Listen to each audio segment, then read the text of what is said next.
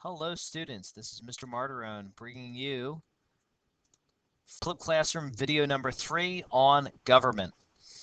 All right, the picture that you see, the black and white picture, the right-hand side of the screen is a picture of the Capitol building in Washington, D.C., and the picture in the top left-hand corner of the screen is the Pantheon in ancient Greece.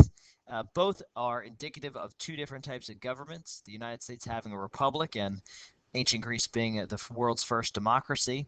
And we're going to talk a little bit about those governments today in this video.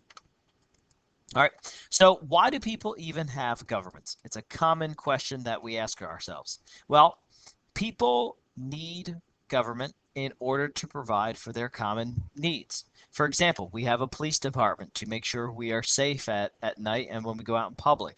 We have public works that pick up trash when we dispose of things.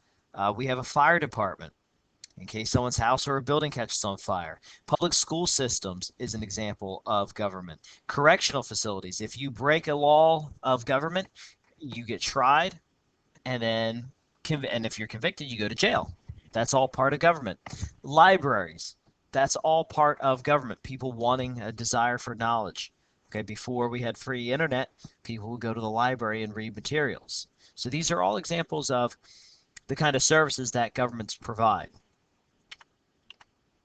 Early governments began in small tribes. As the tribes and groups of people were small, governments were very simple, and rules and laws were usually governed based on social norms. And as you guys can see in the picture on the left, we have demonstrating a small tribe of Native Americans. Early governments were based off of chiefs and small council of elders.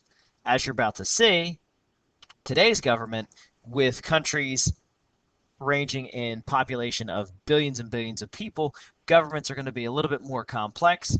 They're going to be a little bit more complicated, if you will. And now we have a government that has a written code of law, and governments now collect taxes, they enforce laws, and they also administer justice. All right. So what actually is government? Okay, well, government is used to create and enforce law and order. There are various forms of government, which we're going to go over.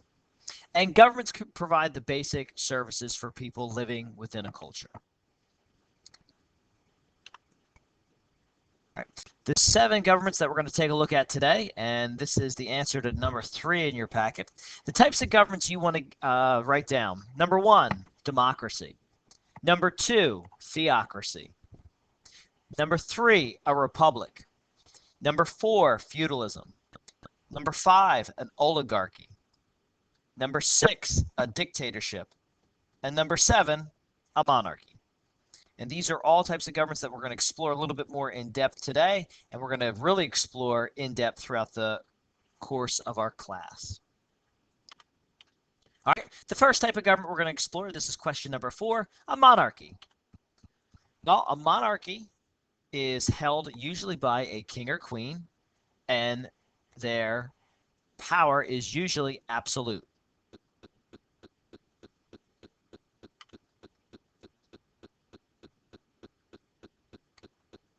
Okay, the person who heads the monarchy is called a monarch, and usually that is a king or queen. And most importantly, power is not handed to them by the people or taken by military force, but power is passed down through heredity. So if you have a king and queen, the king dies, the queen now becomes the ruler. If she dies, it goes to her next direct blood relative, which in most cases is a son, the eldest born son. So how power is transferred down through a monarchy is by heredity. And that's kind of the important distinctive feature in a monarchy.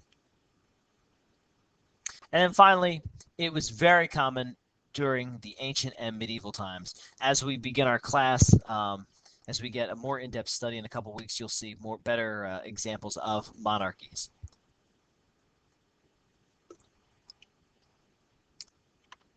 All right.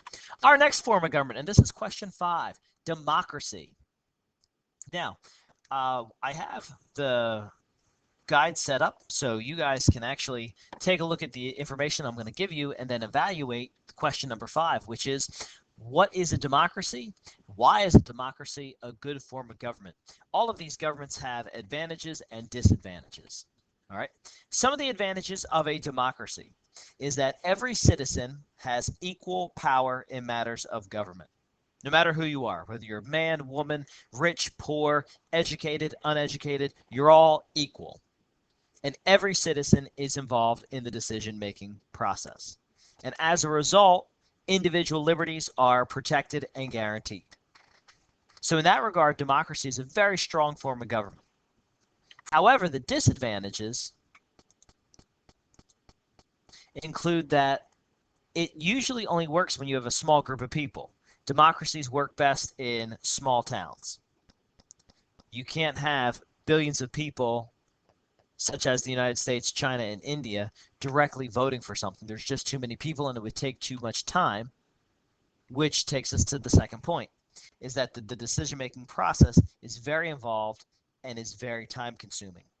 So the big point here is that democracies, while they include everyone and treat everyone equally, they move very, very slowly. And that's problematic if people want results and want them quickly.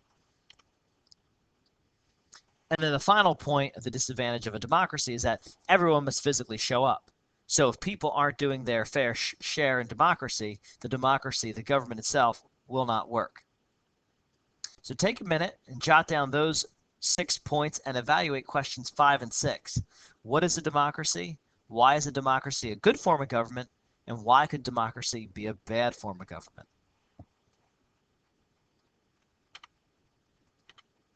Moving right on to our next form of government, a republic. And I would put a little star next to republic because a republic is what the United States is. A lot of people think we're a democracy. We are not. We are, in fact, a republic. And we're going to take a crack at questions 7 and 8.